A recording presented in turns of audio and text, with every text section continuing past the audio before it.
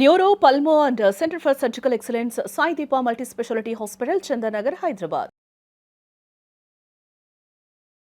మంచి క్వాలిటీ తీసుకుంటే చాలు. ఒక్కసారి ఇన్వెస్ట్మెంట్ 20 రూపాయల నుంచి 21 రూపాయి ఉందండి స్క్వేర్ మీటర్.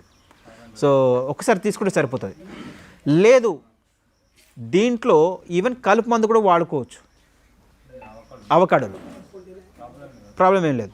దాంట్లో ఫియరో మీకు ఐడియా ఉందా? ఫియరో అని ఉంటుందండి, 750 రూపాయలు లీటర్. సో సంవత్సరానికి ఒక 3 నుంచి 4 సార్లు స్ప్రే చేసుకుంటే అది రౌండ్ ఆఫ్ లాగా మొత్తం వేర్లు కూడా చంపేది. ఏడాడ వరకు ఆనే చంపేస్తుంది. చెట్టు మొదలు చుట్టుముట్టు కలిపి తీసుకొని మిగతాదంతా బెడ్ మీద మీరు స్ప్రే చేసుకుంటే ఫస్ట్ 3 ఏళ్ళు, తర్వాత ఆటోమేటిక్ మీకు చెట్టు కవర్ అయిపోతుంది. ఫస్ట్ 2 ఇయర్సే చేయాలి. అండ్ హార్వెస్టింగ్కి చాలు. మధ్యలో మీకు బెడ్ టు బెడ్ మీకు 20 ఫీట్ల డిస్టెన్స్ అండి gap.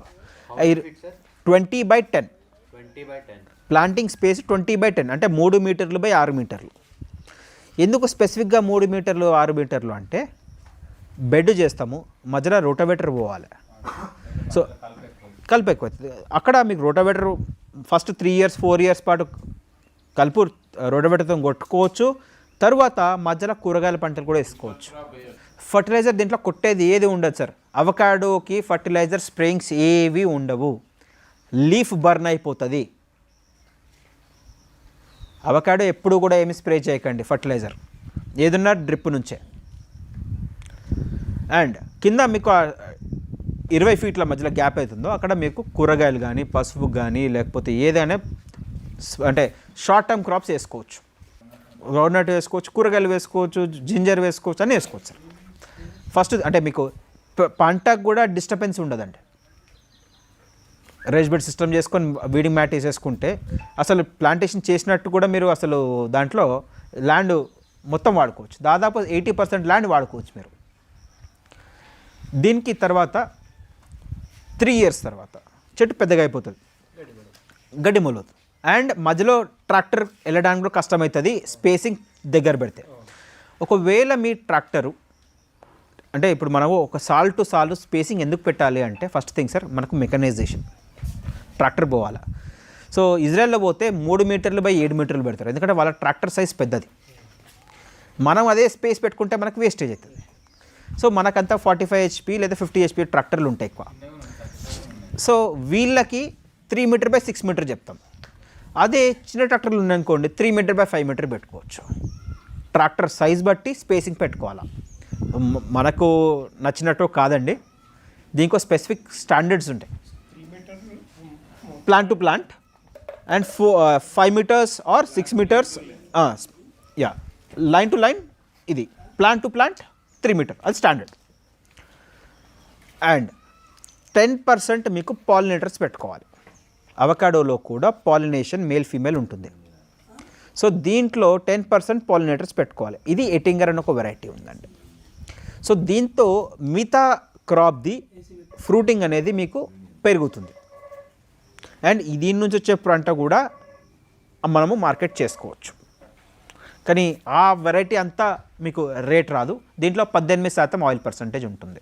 First drip irrigation. So drip irrigation బెడ్కి 2 లైన్లు వెళ్ళేటట్టు ప్లాన్ చేసుకోండి. Yes, first year second year మొత్తం ఒకటే లైన్ వెళ్ళాలి. ప్లాంట్ టు ప్లాంట్ ఒకటే వెళ్ళి sir. Inline dripper advisable, inline dripper advisable sir. తర్వాత స్పేసింగ్ 30 సెంటీమీటర్లు లేదా 40 సెంటీమీటర్కి ఒక డ్రిప్ ఉండాలి ఇన్లైన్. దాంట్లో డిశ్చార్జ్ 1.8 లీటర్ నుంచి 2 లీటర్ మధ్యలో ఉన్న డిశ్చార్జ్ ఉన్న డ్రిప్పర్ తీసుకోండి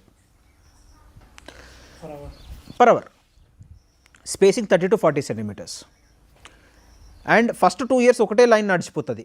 సెకండ్ ఇయర్ తర్వాత మీకు ఆ లైన్ అటువైపు ఇది ఇటువైపు, అంటే చెట్టు మొదలకి 1 ఫీట్న్నర ఇటు పక్క ఒక లైన్ నడపాలి, చెట్టున్నరకు 1 ఫీట్ 1.5 ఫీట్ ఇటు నడపాలి.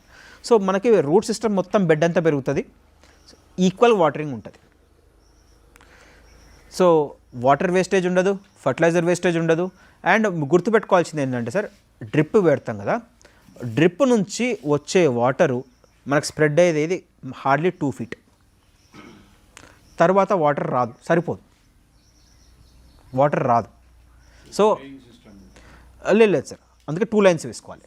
2 lines is better. Sir, can you please explain this? Drip में अगर any drip you take it sir, उसका जो आउटपुट होता है बूंद बूंद गिरने के बाद वो बिल्कुल प्याज की तरह होता है सर. प्याज कैसे होता है सर, ऊपर आके नीचे राउंड बल्ब जैसा 2 feet तक वो फैलता है हर एक ड्रिपर से. So not more than 2 feet dripper compulsory रहना चाहिए. सो नहीं तो इरेगुलर वेटिंग होता है. इरेगुलर वेटिंग होने से प्लांट ग्रोथ नहीं होता है, रूट सिस्टम ग्रोथ नहीं होता है, न्यूट्रिशन ज़्यादा नहीं आता है प्लांट को. स्पेसिंग 30 to 40 सेंटीमीटर होना चाहिए हर एक ड्रिपर के बीच में. पहले साल एक लाइन से चलेगा, लेकिन सेकेंड ईयर या थर्ड ईयर के बाद प्लांट का जो ग्रोथ होता है उसके हिसाब से 2 लाइन यूज़ करना पड़ेगा. मतलब प्लांट के दोनों साइड में एक एक लैटरल. सो उसको प्लांट को वाटर अच्छा मिलता है. और लो रेट ड्रिपर क्यों, बिकॉज एवोकाडो रूट जोन खाली 15 सेंटीमीटर्स 20 सेंटीमीटर्स के ही ऊपर होता है. तो हम शॉर्ट टाइम में ज़्यादा पानी देंगे तो बह जाएगा, ज़्यादा पानी देंगे तो नीचे चला जाएगा. There is no point. Even fertiliser ज़्यादा देंगे तो नीचे चला गया तो उसका कॉस्टिंग ज़्यादा बढ़ेगा, आपको उसका रिजल्ट ही नहीं है आपको. So low discharge many drippers avocado irrigation के लिए. और एक साथ फॉर एग्जांपल फर्स्ट ईयर में आपको 8 लीटर, सेकेंड ईयर में 18 लीटर और थर्ड ईयर में 28 लीटर्स. फ्रूटिंग के टाइम में अराउंड 40 लीटर्स लेता है एक पौधा पर डे. अगर उसको कट करना चाहते हैं, मल्च 6 सेंटीमीटर्स या 6 इंचेस तक मल्च भी डाल सकते हैं. हरा पत्ता होने दीजिए या कुछ भी मल्चिंग करने से 30% वाटर रिडक्शन हमने देखा है.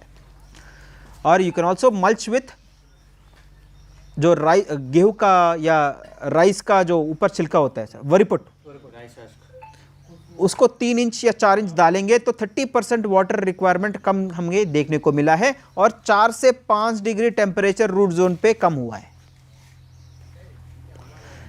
So temperature difference 3 to 4 degrees తేడా వచ్చిందనుకోండి, ప్లాంట్ గ్రోత్ రూట్స్ చాలా హెల్తీగా ఉంటాయి.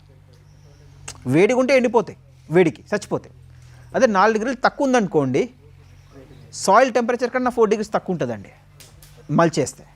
సో వరి పొట్టు మనకు చాలా ఎక్కువ వస్తుంది, మనకి తీసుకొచ్చి మంచిగా వేసేసుకోవచ్చు. వుడ్ పాట్ కూడా వేసుకోవచ్చు అండి. సో మీకు ఆ ఫస్ట్ 3-4 inches ఎంత హెల్తీ పెట్టుకుంటే అంత వాటర్ తక్కువ ఉంటుంది, ప్లాంట్ గ్రోత్ ఎక్కువ ఉంటుంది, న్యూట్రిషన్ తక్కువ అవసరం పడుతుంది. మనకి ఆర్గానిక్ కార్బన్ అంటాం యూజువల్లీ. ఆర్గానిక్ కార్బన్ మనకు హార్డ్లీ ఇక్కడ 0.4 నుంచి 0.5 ఉంటాయి మన నెలల్లో. దాన్ని 2కు పెంచుకోగలిగితే ప్లాంట్ మీకు ప్రొడక్షన్ డబుల్ ఇస్తుంది. ఆర్గానిక్ అంటే పెంచుకోవాలి, అది ఓవర్ నైట్ పెంచుకోలేము సార్, పెంచాలి. సో అది ఓవర్ నైట్ పెంచలేము. పెంచాలి అంటే మల్చింగ్, దానాకు దాని మీద రాట్ అయిపోవడం అట్లా చేసుకోగలిగితే మీకు యూస్ఫుల్. అండ్ సంవత్సరానికి 20 కిలోలు పశువుల ఎరువు వేయండి, 20 kgs. ఎస్ సార్, చల్లేసేయచ్చు. రాకముందు ఎవ్రీ ఇయర్ ఒక స్టాండర్డ్ ప్రాక్టీస్ పెట్టుకోండి sir, 20 kg per plant. So మీకు ఆర్గానిక్ కార్బన్ పెరుగుతుంది, బాగుంటుంది ప్లాంటేషన్. వీడ్ మ్యాట్ నాకు అంత మంచి రిజల్ట్ ఇవ్వలేదు సార్, అందుకే నేను కంప్లీట్ వీడ్ మ్యాట్ రిమూవ్ చేసేసిన. మొన్న దాకా ఉండే వీడ్ మ్యాట్ మల్చింగ్ కాదు sir, weed mat. Mulching mat సన్నది ప్లాస్టిక్, ఇది వేరు. రేజ్డ్ బెడ్ చేసుకొని మధ్యలో స్పేసింగ్, మళ్ళీ మీకు ట్రాక్టర్ వెళ్ళడానికి రాదు, మినీ ట్రాక్టర్స్ కూడా రాదు సార్. చెట్టు మీకు సంవత్సరం లోపలే పెద్దగా అయిపోతుంది సార్, సంవత్సరం 2 సంవత్సరాలు పెరిగిపోతుంది. అన్నీ మళ్ళీ తీసుడు పెట్టుడు కాస్టింగ్ పెరుగుతుంది మీకు. అందులో వచ్చేదే తక్కువ, ఖర్చు పెట్టేది ఎక్కువ ఉంటుంది మనం. So ideal plantation sir disturb అవుతుంది సార్, అది ఫెన్సింగ్ వేసుకొని బాగుంటుంది. మహాగని సార్, అంటే మనము ఒక్కసారి 4-year ప్లాంటేషన్లో చూసినా మీరే చెప్తారు వెళ్ళాలా వద్దా అని. సో నెక్స్ట్ వచ్చేసి ఫర్టిలైజర్ రిక్వైర్మెంట్ అండి. 75% ఆర్గానిక్, 25% NPK. సంవత్సరానికి 90 కేజీలు మనకి ఫర్టిలైజర్ కాస్ట్ పడుతుందండి. సో అప్రాక్సిమేట్లీ దాదాపు 12,000 రూపాయలు మనకి costing. 12,000 rupees is acceptable sir, it's not costly per acre. ఎకరానికి 220 వస్తాయి, కానీ మనము రోడ్స్కి కానీ 10% తీసేస్తాం. సో 200 పెట్టుకోవాలి. దానిలో 90% టైప్ ఏ, 10% టైప్ బి అంటే పాలినేటర్స్. హార్వెస్టింగ్ 3rd year వరకు ఫ్లవరింగ్ ఫ్రూటింగ్ తీసేసేయండి. 3rd year నుంచే తీసుకోవాలి. 3rd year నుంచి హార్వెస్టింగ్ తీసుకోవాలి. అండ్ కన్సిస్టెంట్ వెరైటీస్ పెట్టుకోండి, ఇట్స్ మచ్ బెటర్. సో దీని తర్వాత mostly sir fertilisers everything through drip and every day fertiliser ఇస్తే ప్లాంట్ గ్రోత్ ఎక్కువ ఉంటుంది. సో ఎకరానికి రోజుకి 600 గ్రాముల వరకు వెళ్ళాలి, 600 grams. సో వాటర్ ఇస్తారు, వాటర్తో పాటు ఇస్తే మీకు ప్లాంట్ గ్రోత్ అనేది చాలా డిఫరెన్స్ ఉందండి. ఒకవేళ వాటర్ pHని 6.5 తీసుకురాగలిగితే అబ్జార్ప్షన్ చాలా బాగా పెరుగుతుంది, ప్లాంట్ గ్రోత్ చాలా బాగుంటుంది. సో బిఫోర్ అంటే ఆటోమేషన్ సిస్టమ్ అనేది మేము పెట్టినామండి. Before that after installation lot of difference మనం చూడగలుగుతున్నాం. Every day every drop we give fertilizer, very small amount, negligible. We make sure it's less than 200 ppm parts per million. 200 is very very small. అంటే DAP కరగదు sir మనకి డ్రిప్లో. So మనకి కంప్లీట్గా మేము Haifa వాడుకుంటాం sir. Haifa fertiliser అది కూడా complete Israel నుంచి తెప్పించుకుంటాను. For example Haifa 1 kg micro nutrient 800 రూపాయలు సార్. నేను ఇస్తాను 1 gram ఇస్తాను అంతే. అదే లోకల్ అనుకోండి 5 grams ఇవ్వాల్సి వస్తుంది. కాస్టింగ్ లోకల్ది ఎక్కువ అవుతుంది దానికన్నా. ఈ తక్కువ వాడానా క్వాలిటీ బాగుంది. Yara and Haifa amazing quality. Yeah very good quality. Yara and Haifa, we work with Haifa. So Haifa fertiliser company వాళ్ళతోని మనం ఈ షెడ్యూల్ స్టాండర్డైజేషన్ ఎవ్రీథింగ్ మేము వర్కౌట్ చేస్తున్నాం సార్. దాని గ్రోత్ ప్యాటర్న్ మామూలు దానికి చూసినప్పుడు చాలా డిఫరెన్స్ ఉందంటే. ఆ క్వాలిటీ ఆఫ్ ఫర్టిలైజర్ మనకు కలుపుకున్నప్పుడు కింద మడ్డి కిందంతా నిలిచిపోతుంది, వాళ్ళది మొత్తం కలిసిపోతుంది. సో ప్లాంట్ డిఫరెన్స్ లీఫ్ ప్యాటర్న్లోనే మనకు అర్థమైపోతుందండి అంత క్వాలిటీ ఉందనేది. కాస్టింగ్ ఓవరాల్ బడ్జెట్ చూసుకున్నప్పుడు it is not costing more than 12,000 rupees per year. మన ఖర్చు 12,000 రూపాయలు దాటలేదండి. సో అది very low investment what I say. Quality fertilisers, sprayings పెద్దగా దీంట్లో మనకి చీడపీడలు ఉండవండి.